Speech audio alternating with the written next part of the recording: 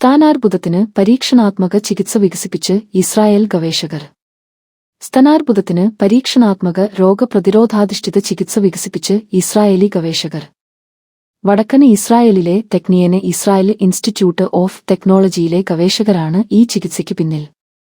ശരീരത്തിന്റെ രോഗപ്രതിരോധ സംവിധാനത്തെ ട്യൂമറുകളെ ആക്രമിക്കാൻ സഹായിക്കുന്നതിന് രൂപകൽപ്പന ചെയ്ത എഞ്ചിനീയറിംഗ് നാനോ കണങ്ങൾ ഉപയോഗിച്ച് ഏറ്റവും ആക്രമണാത്മകമായ സ്തനാർബുദ രൂപങ്ങളിലൊന്നിന് ഒരു പരീക്ഷണാത്മക ചികിത്സ വികസിപ്പിച്ചെടുത്തു.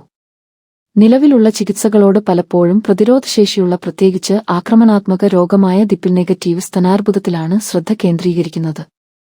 എലികൾ ഉൾപ്പെട്ട പ്രീ ക്ലിനിക്കൽ പരീക്ഷണങ്ങളിൽ ട്യൂമർ വളർച്ച വിജയകരമായി തടഞ്ഞുവെന്നും പുതിയ തലമുറ കാൻസർ ചികിത്സകൾക്ക് വാതിൽ തുറക്കാൻ കഴിയുമെന്നും മെഡിക്കൽ ജേണലായ SES നാനോയിൽ പ്രസിദ്ധീകരിച്ച പഠന റിപ്പോർട്ടിൽ പറയുന്നു. വോൾസണ് ഫാക്കൽറ്റി ഓഫ് കെമിക്കൽ എഞ്ചിനീയറിംഗിലെ bio inspired nano engineering and translational therapeutic ലബോറട്ടറിയുടെ തലവനായ അസിസ്റ്റന്റ് പ്രൊഫ.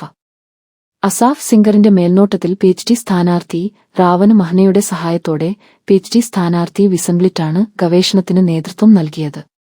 സ്തനാർബുദത്തിന് പരീക്ഷണാത്മക രോഗപ്രതിരോധാധിഷ്ഠിത ചികിത്സ വികസിപ്പിച്ച് ഇസ്രായേലി ഗവേഷകർ.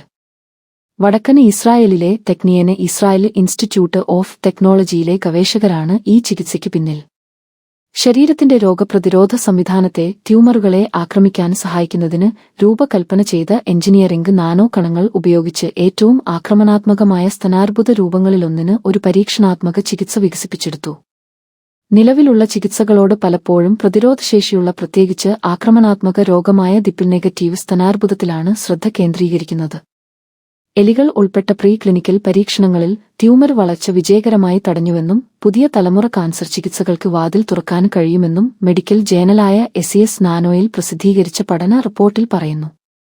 വോൾസണ് ഫാക്കൽറ്റി ഓഫ് കെമിക്കൽ എഞ്ചിനീയറിംഗിലെ bio inspired nano engineering and translational therapeutic ലബോറട്ടറിയുടെ തലവനായ അസിസ്റ്റന്റ് പ്രൊഫ. അസാഫ് സിംഗറിന്റെ മേൽനോട്ടത്തിൽ PhD സ്ഥാനാർത്ഥി റാവന് മഹ്നയുടെ സഹായത്തോടെ PhD സ്ഥാനാർത്ഥി വിസംബ്ലിറ്റാണ് ഗവേഷണത്തിന് നേതൃത്വം നൽകിയത്.